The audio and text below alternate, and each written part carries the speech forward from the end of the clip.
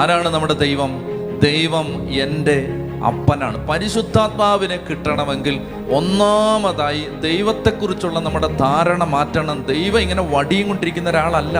യേശുക്രിസ്തുവിൻ്റെ കുരിശുമരണത്തിന് മുമ്പ് ഒരു വ്യക്തി പാപം ചെയ്താൽ ആ പാപത്തിൻ്റെ സകല ശിക്ഷയും ആ വ്യക്തിയോ ആ വ്യക്തിയുടെ മക്കളോ ഏറ്റെടുക്കണം.